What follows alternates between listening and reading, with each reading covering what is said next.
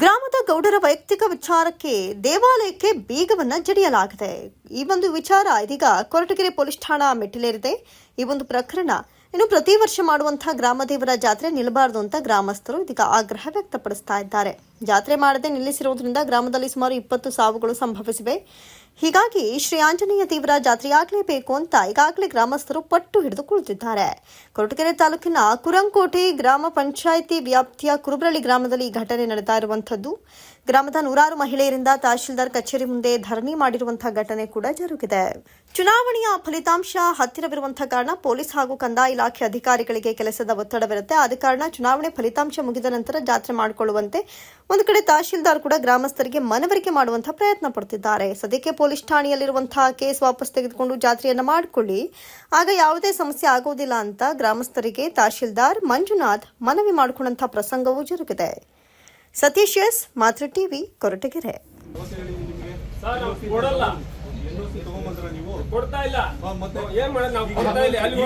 ಸ್ವಾಮಿ ದಯವಿಟ್ಟು ಕ್ಷಮಿಸಬೇಕು.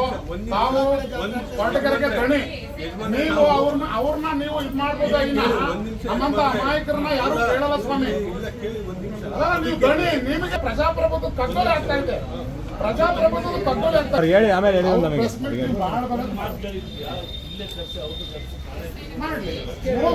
ಮೂರು ದಿನ ಇವರೆಲ್ಲ ಕರೆದು ಸಂಧಾನ ಮಾಡಿದ್ದಾರೆ, ಬಂದಿಲ್ಲ.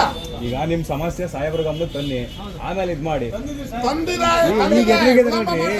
ನಿಮಿಷ ಕೇಳಿ. 29ಕ್ಕೆ 30ಕ್ಕೆ ಯಾವುದೇ ಕಾರಣಕ್ಕೂ ಮಾಡಿಸಬಾರ್ದು. ಎಲ್ಲರಿಗೂ ನಮಸ್ಕಾರ. ಕೊರಟಗೆರೆ ತಾಲೂಕು ಚಂದ್ರಾಯನದುರ್ಗ ಹೋಬಳಿ ಕುರಂಕೋಟೆ ಪಂಚಾಯತಿ ಕುರುಬರಳ್ಳಿ ಗ್ರಾಮದಲ್ಲಿ ಏನು ಜಾತ್ರೆ ಮಾಡಬೇಕಂತ ಹೊರಟಿದ್ದಾರೆ. ಅದರಲ್ಲಿ ಈ ಹಿಂದೆ ಜಾತ್ರೆ ಮಾಡುವಂಥ ಸಂದರ್ಭದಲ್ಲಿ ಜಗಳಗಳಾಗಿ, FIRಗಳಾಗಿ, ದಾಖಲೆಗಳಾಗಿ ನಮ್ಮ ಮುಂದೆ ದಾಖಲೆಗಳಿದ್ದಾವೆ. ಸೊ ಈ ನಿಟ್ಟಿನಲ್ಲಿ ನಾವು ಪೊಲೀಸ್ ಇಲಾಖೆ ಹಾಗೂ ಕಂದಾಯ ಇಲಾಖೆ ವತಿಯಿಂದ, ಮುಜರಾಯಿ ಇಲಾಖೆ ವತಿಯಿಂದ ಜಾತ್ರೆ ನಡೆಸಬೇಕಾದಂಥ ಸಂದರ್ಭದಲ್ಲಿ ಪೊಲೀಸ್ ಇಲಾಖೆ NOC ಬಂದ ನಂತರ ನಾವು ಅನುಮತಿಯನ್ನು ನೀಡ್ತೀವಿ. ಆದರೆ ಈ ಒಂದು ಪ್ರಕರಣದಲ್ಲಿ ಲಾ ಆ್ಯಂಡ್ ಆರ್ಡರ್ ಸಿಚುವೇಶನ್ ಏನು ಅತಿಗಡುವ ಸಂಭವ ಇರುತ್ತೆ ಅಂತೇಳಿ ಪೊಲೀಸಿಂದ ವರದಿ ಬಂದಿರುತ್ತೆ. ಹಾಗೂ ಈ ಜನರ ಮಧ್ಯೆ ಒಂದು ವೈಷಮ್ಯ ಇರೋದ್ರಿಂದ ನಾವು ಎಲ್ಲರೂ ಊರಿನ ಜನ ಒಟ್ಟಾಗಿ ಸೇರಿದಲ್ಲಿ ಖಂಡಿತವಾಗ್ಲೂ ನಮ್ಮ ಸರ್ಕಾರದ ವತಿಯಿಂದ ನಾವು ಜಾತ್ರೆಯನ್ನು ಮಾಡಿಸ್ತೀವಿ ಅಂತ ಹೇಳ್ತಾ ಇದ್ದೀವಿ. ಆದರೆ ಅವರ ಮಧ್ಯೆ ಇರ್ತಕ್ಕಂಥ ವೈಯಕ್ತಿಕ ಉದ್ದೇಶಗಳು ಇರೋದ್ರಿಂದ ಎಲ್ಲರೂ ಒಗ್ಗಟ್ಟಾದಲ್ಲಿ ಖಂಡಿತವಾಗ್ಲೂ ನಾವು ಅನುಮತಿ ನೀಡಿ ಸೂಕ್ತ ಬಂದೋಬಸ್ತ್ನೊಂದಿಗೆ ಅತಿ ವಿಜೃಂಭಣೆಯಿಂದ ಜಾತ್ರೆಯನ್ನು ಮಾಡೋದಕ್ಕೆ ಅನುವು ಮಾಡಿಕೊಡ್ತೀವಿ ಅಂತೇಳಿ ಈ ಸಂದರ್ಭದಲ್ಲಿ ತಾಲೂಕು ಆಡಳಿತದ ವತಿಯಿಂದ ನಾನು ತಿಳಿಸೋಕ್ಕೆ ಇಷ್ಟಪಡ್ತೀನಿ. ಸರ್, ಅದು ಮುಜರಾಯಿ ಇಲಾಖೆಗೆ ಸಂಬಂಧಪಡಲ್ಲ ಅಂತಾರೆ. ದೇವಸ್ಥಾನ ಯಾರೋ ವೈಯಕ್ತಿಕವಾಗಿ 2 ಕುಟುಂಬಗಳ ನಡುವೆ ಗಲಾಟೆ ಆಗಿರೋದನ್ನ ಇಡೀ ಊರಿಗೆ ಒಂದು ಜಾತ್ರೆ ಮಾಡೋದಕ್ಕೆ ಅವಕಾಶ ಕೊಡ್ತಿಲ್ಲ ಅನ್ನೋದು ಜನರ ಒಂದು ದೂರ ಆಗಿರತಕ್ಕಂಥದ್ದು. ಸರ್, ಮುಜರಾಯಿ ಇಲಾಖೆಗೆ ಒಳಪಡದೇ ಇದ್ರೂ ಕೂಡ ಕಾನೂನು ಸುವ್ಯವಸ್ಥೆ ಕಾಪಾಡೋದು ನಮ್ಮ ಆದ್ಯ ಕರ್ತವ್ಯ ಆಗಿರುತ್ತೆ.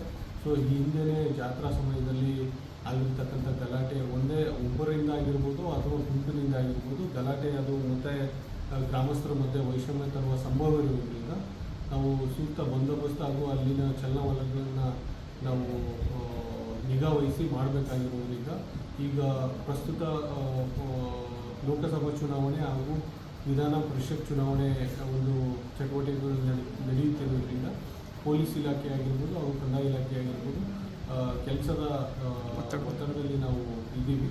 ಸೊ ಆದ್ದರಿಂದ ನಾವು ಕಾಲಾವಕಾಶ ದೊರೆತಲ್ಲಿ ಸೂಕ್ತ ಬಂದೋಬಸ್ತ್ನೊಂದಿಗೆ ನಾವು ಅತಿ ವಿಜೃಂಭಣೆಯಿಂದ ಎಲ್ಲರನ್ನೂ ಒಳಗೊಂಡಂತೆ ಜಾತ್ರೆ ಮಾಡೋದಕ್ಕೆ ಕ್ರಮ ವಹಿಸಲು ಪ್ರಯತ್ನ ಮಾಡ್ತೀವಿ. ನನ್ನ ಹೆಸರು ಪ್ರಕಾಶ್ ಅಂತ ಹೇಳಿ. ನಾವು ಒಂದು 10 ಜನ ಮುಖಂಡರು ಹುಡುಗರು ಜಾತ್ರೆ ಮಾಡಕ್ಕೆ ಹೋದ್ರೆ ಇವ್ರನ್ನ ಕೇಸ್ ಹಾಕ್ರಿ, ಇವ್ರ ಮೇಲೆ ಕೇಸ್ ಹಾಕಿ ಅರೆಸ್ಟ್ ಮಾಡ್ರಿ, ಇದೆಲ್ಲ ಹೇಳ್ತಾ ಇದ್ದಾರೆ. ನಾವು ಏನೇ ಮಾಡಕ್ ಹೋದ್ರು ನಮ್ಗೆ ತಡಿತಾ ಇದ್ದಾರೆ. ನಮ್ಮನ್ನ ಮುಂದಕ್ಕೂ ಬಿಡಲ್ಲ, ಹಿಂದಕ್ಕೂ ಬಿಡಲ್ಲ. ಆಮೇಲೆ ಏನಾದರೂ ಮಾಡಿದ್ರೆ ಪೊಲೀಸ್ನವ್ರು ಕಳ್ಸೋದು, ದಬ್ಬಾಳಿಕೆ ಹಾಕ್ಸೋದು, ಈ ಕೆಲಸ ಮಾಡ್ತಾ ಇದ್ದಾರೆ. ನಮಗೆ ರೆಸ್ಟ್ನೇ ಬೇಕೇ ಬೇಕು. ಆಗಿದೆ 20 ದಿವಸ ನಾವು ಶಾಂತಿ ಸಭೆ ಮಾಡ್ತೀವಿ ಅಂದ್ರು ಶಾಂತಿ ಸಭೆ ಮಾಡಲಿಲ್ಲ.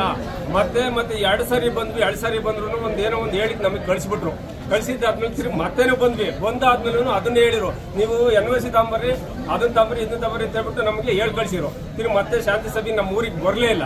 ಏನು ನಾವು ಆಮೇಲೆ ಇವ್ರು ಕಳ್ಸೋದು, ಪೊಲೀಸ್ನವ್ರು ಕಳ್ಸೋದು, ಮತ್ತೆ ಇನ್ನೇನು ನಮ್ಮ ಕೈಲಿ ಏನು ಮಾಡಕ್ ಆಗ್ಲೇ ಇಲ್ಲ. ಅವರು ದಬ್ಬಾಳಿಕೆನೆ ಮಾಡಿಬಿಟ್ರು ನಮಗೆ. ಇನ್ನೇನು ಏನು ಮಾಡಕ್ಕಾಗಿ. ಈಗ ಜಾತ್ರೆ ಮಾಡಕ್ ಹೋದ್ರೆ ನೆನ್ನೆನೂ ಕಳ್ಸಿರು. ಈಗ 29-30 ನಾವು ಜಾತ್ರೆ ಮಾಡಬೇಕು. ಅದೇ ಉದ್ದೇಶವಾಗಿ ಇಷ್ಟಾರ ಜನ ಎಲ್ಲ ನಾವು ಬಂದಿದ್ದೀವಿ. ನೀವು ಬರಬೇಕು, ನಾನು ಬೇಕು, ನಮಗೆ ರಕ್ಷಣೆನೂ ಬೇಕು.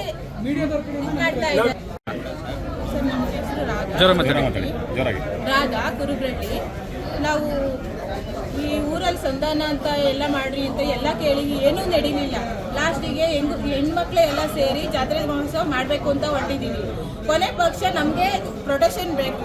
ಅವತ್ತಿನ ದಿವಸ ನಮ್ಮ ಜಾತ್ರೆ ನಡೆಸ್ಕೊಡೋಕ್ಕೋಸ್ಕರ ಬೆನ್ನಿನೇ ನಿಂತು ಅದನ್ನ ನೆಲೆಗೊಳಿಸ್ಬೇಕು ಸರ್, ಅಷ್ಟು ಕೇಳ್ಕೊತಾ ಇದ್ದೀವಿ. ಅಲ್ಲಿಂದನೂ ಎಲ್ಲ ಕಡೆಗೂ ತಿರುಗಿದ್ದೀವಿ.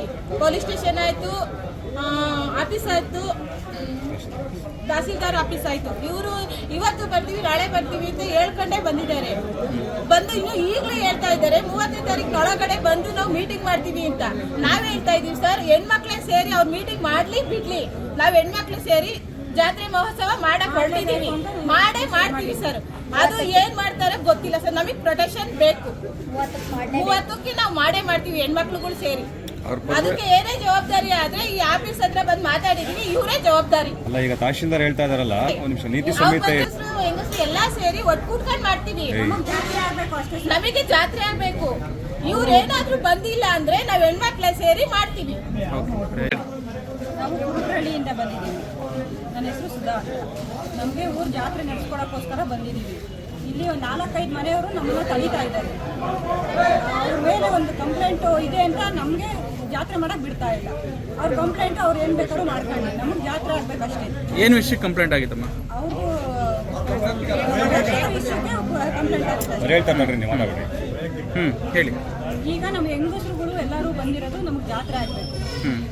ಟೈಮ್ ಫಿಕ್ಸ್ ಮಾಡಿದಾಗೆಲ್ಲನೂ 4-5 ಸತಿ ತಡೆದಿದ್ದಾರೆ. ಅವ್ರದ್ದು ಕರೆದಿ ನಮ್ಮ ಜೊತೆ ಸೇರ್ಕೊಂಡು ಜಾತ್ರೆ ಮಾಡಿ ಬನ್ನಿ ಅಂತ ನಾವು ಕರೆದಿದ್ದೀವಿ, ಆದರೂ ಸಹ ಬರ್ತಿಲ್ಲ. ಅದಕ್ಕೋಸ್ಕರ ಈಗ ನಾವು ಇಲ್ಲಿ ಕೇಳ್ಕೊಂಡು ಬಂದಿದ್ದೀವಿ. ಯಾವ ಜಾತ್ರೆ ನಮ್ಮದು? ಯಾವ ಜಾತ್ರೆ? ಈಗ 3 ವರ್ಷದಿಂದ ನನಗೆ ಬಿಡ್ತಾ ಇಲ್ಲ. ಒಂದ್ ನಿಮಿಷ ಸುಮ್ಮನೆ ನೀವು, ಅವ್ರು ಮಾತಾಡ್ತಾರೆ. ಗೋಪುರ ಕಟ್ಸಿರೋದ್ರಿಂದ ಜಾತ್ರೆ ಮಾಡಬೇಕಾಯ್ತು. ಆ ಜಾತ್ರೆನ ಮಾಡಕ್ಕೆ ಬಿಡ್ದಂಗೆ ಅವ್ರ ಹತ್ರ ದುಡ್ಡು ಕಲೆಕ್ಟ್ ಮಾಡಿರೋ ದುಡ್ಡು ಸಮೇತ ಅವ್ರ ಹತ್ರನೇ ಇಟ್ಕೊಂಡು ಅದು ಮುಜರಾ ಇಲಾಖೆಗೆ ಒಳಪಡುತ್ತಾ ಅಥವಾ ಜೊತೆಗೆ ಒಳಪಡಲ್ಲ. ಅದು ಖಾಸಗಿ? ಯಾರು 4 ಜನ ಯಾರಮ್ಮ? 4 ಜನ ಅಂದ್ರೆ ಗೌಡ್ರು ಅವ್ರ ಕಡೆ ಇರೋರು, 4-5 ಮನೆಯವರು. 5 ಮನೆಯವರು. ಹಂಗಾಗಿ ಇದು ಮಾಡ್ತಾ ಇದ್ದಾರೆ. ನಮಗೆ ನ್ಯಾಯ ಬೇಕಷ್ಟೇ. ಅವ್ರ ಮಾತು ಕೇಳ್ಬೇಕು ಅಂತ ಅನ್ನೋದಕ್ಕೋಸ್ಕರ. ಎಷ್ಟು ಗ್ರಾಮಗಳು ಬರುತ್ತಮ್ಮ ಈ ಜಾತ್ರೆಗೆ? ಒಂದೇ ಗ್ರಾಮ. 3-4 ಗ್ರಾಮ. ನಿಮ್ಮ ಹೆಸರು? ಸುಧಾ.